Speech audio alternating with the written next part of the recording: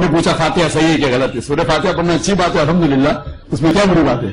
لیکن آپ کا مین سوال ہے کہ کھانے پہ فاتحہ پڑھنا اور کسی شخص کے نام کے اوپر ذریعہ بنا کے کرنا، قرآن مجید میں کم از کم 4 جگہ کہا گیا ہے۔ سورہ بقرہ میں سورہ نمبر 2 آیت نمبر 173، سورہ مائدہ سورہ نمبر 5 آیت نمبر 3، سورہ انعام سورہ نمبر 6 آیت نمبر 145 اور سورہ نحل چیپٹر نمبر 16 سورہ نمبر 16 آیت نمبر 115 میں اللہ تعالیٰ فرماتے حرمت علیکم المیتۃ والدم ولحم الخنزیر وما اہل لغیر اللہ بہ، آپ کے لیے حرام ہے سور کا گوشت، خنزیر کا گوشت، مرا ہوا گوشت، خون، اور وہ کھانا جس کے اوپر اللہ کے علاوہ کسی اور کا نام لیا گیا ہے۔ تو اگر آپ اللہ کے علاوہ کسی اور کا نام لیتے کھانے پہ، چاہے وہ محمد صلی اللہ علیہ وسلم کا بھی ہو، اگر آپ محمد صلی اللہ علیہ وسلم کا بھی نام لیتے کھانے پہ تو قرآن کی آیت کے حساب سے آپ کے لیے حرام ہے۔ تو باقی کسی کے پیر یا میں نے کہتے ضرورت ہے نہیں، یہ میں نہیں کہہ رہا ہوں، آپ کہتے مت کہ نہ ڈاکٹر ذاکر نہ کہتے کہ اللہ کے علاوہ کسی کا نام لینا حرام ہے، میں کیا تو کچھ اس کی اہمیت بھی نہیں۔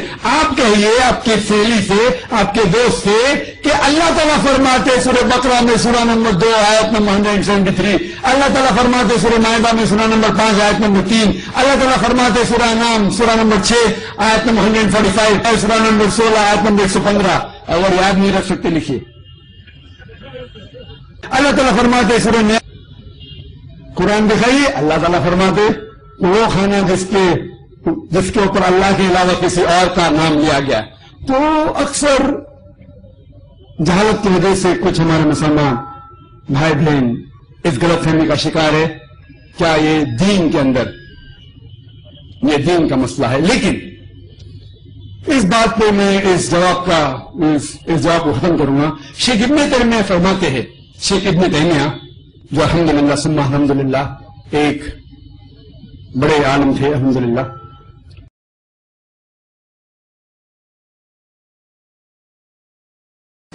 یہ بہت ہی بڑی سعادت کی بات ہے کہ کوئی عظیم ہستی ہمارے درمیان سے رخصت ہو جائے تو انسان ہر سال کم از کم اس کی یاد کو تازہ کرتا رہے۔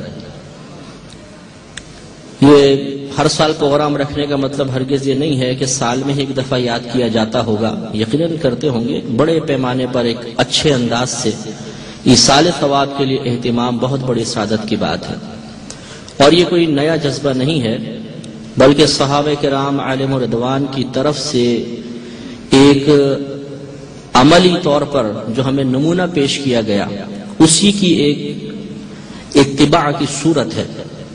حضرت سعد رضی اللہ تعالیٰ عنہ نبی کریم صلی اللہ علیہ وسلم کی خدمت اقدس میں حاضر ہوئے اور عرض کیا صلی اللہ صلی اللہ علیہ وسلم میں کون سا ایسا عمل کروں کہ میری والدہ کے انتقال کے بعد انہیں اس کا نفع ملتا رہے؟ تو نبی کریم صلی اللہ علیہ وسلم نے ارشاد فرمایا پانی، یعنی تم پانی پلاؤ اور اس کا ثواب آپ کی والدہ کو پہنچے گا۔ تو حضرت سعد رضی اللہ تعالی عنہ نے ایک شارع عام کے کنارے ایک کنواں کھدوا دیا تھا اور اس پہ ایک باقاعدہ پلیٹ لگائی جس پہ لِأُمِّ سعد لکھوایا، یعنی سعد کی ماں کے لیے، اور آپ کا قصد و ارادہ یہ تھا کہ جتنے لوگ اس سے پانی پیتے رہیں گے اس کا ثواب میری والدہ کو ملتا رہے گا۔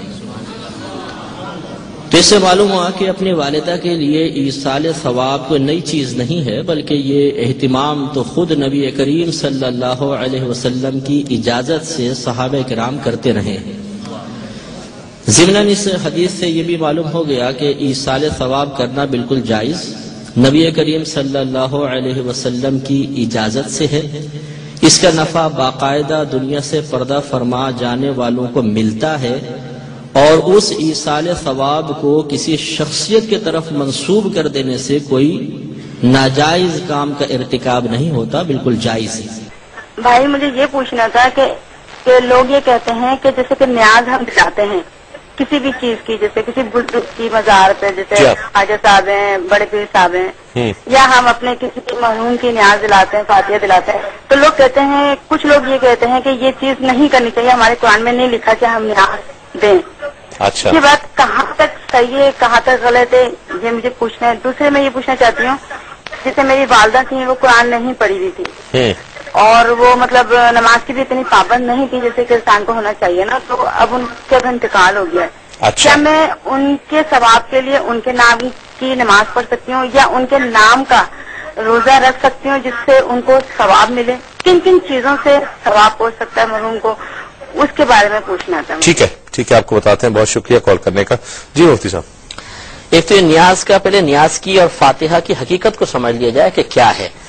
دیکھیں کچھ کنٹروورشل ہے ہمارے ہاں. جی ہاں، عام جو مسلمان مردہ ہے اس کے ایصال ثواب کے لیے جو کھانے پینے کا انتظام کیا جاتا ہے اس کو نیاز کہتے ہیں. اور اگر کسی عالم فقیہ یا کسی ولی کے ایصال ثواب کے لیے کھانے کا اہتمام کیا جائے تو اس کو ادباً فاتحہ کا نام دے دیتے ہیں. ٹھیک ہے. یا اس کو جو سپوزٹلی بعض لوگ لیتے ہیں کہ اس کو فاتحہ کہہ دیتے ہیں، اس کو نیاز کہہ دیتے ہیں. یہ ہوتا رہتا ہے، لیکن دونوں کی حقیقت یہ ہے کہ یہ ایصال ثواب ہے. ٹھیک ہے. اب اس میں بعض اوقات یہ اہتمام ہوتا ہے کہ کھانا سامنے رکھ کر قرآن وغیرہ پڑھا جاتا ہے.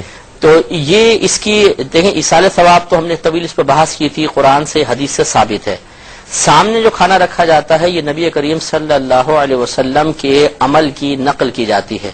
آپ نے جتنے بھی کھانے کے معجزات ظاہر فرمائے وہ آپ کتاب اٹھا کے پڑھ لیں، ہمیشہ کھانا سامنے رکھوایا. اس کے بعد صحابہ فرماتے ہیں نبی کریم صلی اللہ علیہ وسلم نے جو اللہ نے چاہا آپ نے پڑھا اور پھر فرمایا کھاؤ.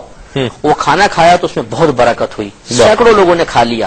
تو اس برکت کے حصول کے لیے اس عمل نبی کو صلی اللہ علیہ وسلم کو اختیار کیا جاتا ہے کہ کھانا سامنے رکھ کر قرآن پڑھا جاتا ہے تاکہ جیسی برکت وہاں ہوئی اللہ تعالیٰ اس میں بھی برکت فرما دے. اس لیے اس کھانے کے لحاظ میں رکھتے ہیں گرنے نہ دیں، نیاز کا کھانا ہے. ٹھیک ہے. تو چونکہ یہ ایصال ثواب کی شکل ہے اور سامنے کھانا رکھ کر جو کچھ کھلایا جاتا ہے یا اس پہ پڑھا جاتا ہے یہ نبی کریم کے عمل سے منقول ہوا تو اس میں ناجائز کوئی بھی چیز. اچھا، یہ اسی وجہ سے فاتحہ ہوئی یا نیاز اسی وجہ سے ہوئی؟ اس میں سورہ فاتحہ پڑھتے ہیں نا، اس لیے اس کو فاتحہ کہتے ہیں. نیاز اصل میں کہتے ہیں تحفے کو. ٹھیک ہے. جسے ہم کہتے ہیں نظر و نیاز پیش کر دی کسی بادشاہ کے دربار میں، تو یہ چونکہ ایصال ثواب کا تحفہ ہوتا ہے اس لیے اس کو ادباً نیاز بھی. تو اعتراض کس چیز پر ہے؟ اس پر پڑھنے کو یا مہمان میت میں آئے ہیں اس کو کھلانے کو؟ اس پہ اعتراض کی بنیادی وجہ ہے صرف غیر اللہ کی طرف اس کو منسوب کرنا.